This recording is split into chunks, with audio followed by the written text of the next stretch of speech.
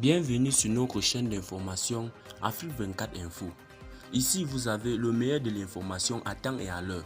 N'hésitez pas de vous abonner à la chaîne si cela n'est pas encore fait et surtout d'activer la cloche de notification pour ne pas manquer nos prochaines publications. On commence. Avant de commencer la vidéo, nous tenons à vous rappeler que les images utilisées dans toutes nos notes d'information sont à titre illustratoire. Nous vous invitons donc à rester poli et courtois dans l'espace commentaire au risque de voir votre commentaire tout simplement supprimé. Merci et bon visionnage à tous. Alors que la société civile du Burkina Faso a demandé aux nouveaux dirigeants du pays de rompre la coopération militaire avec la France et d'opter pour la Russie, le gouvernement a mis les points sur les L.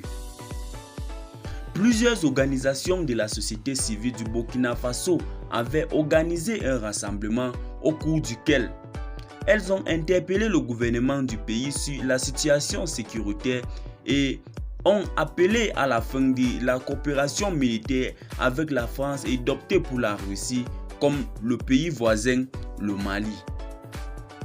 Réagissant à ces appels des populations burkinabées qui semblaient en avoir marre des actes de terrorisme et d'insécurité sur leur territoire, le porte-parole du gouvernement Lionel Bilgo a clairement précisé que le Burkina Faso n'est pas le Mali. Le Burkina doit faire comme le Burkina. Notre contexte impose une analyse différente. Notons qu'au Mali voisin, la situation sécuritaire s'est détériorée au point où la population et les autorités ont perdu confiance aux forces françaises présentes sur leur territoire.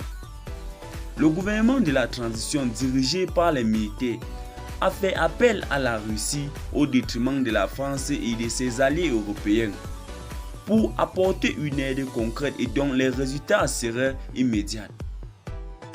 Après le coup d'État du 24 janvier au Burkina Faso, qui a renversé le président Roch-Marc Christian Kaboré, plusieurs observateurs ont évoqué l'événement d'une nouvelle version du Mali dans la région, ce qui pourrait laisser penser que les Russes pourraient être privilégiés qu'aux Français dans la lutte antiterroriste.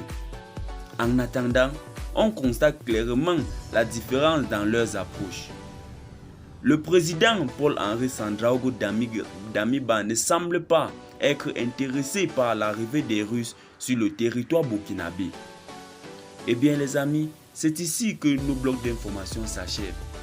N'hésitez pas de vous abonner à la chaîne si cela n'est pas encore fait et surtout d'activer la cloche de notification pour ne pas manquer nos prochaines publications. Bye bye.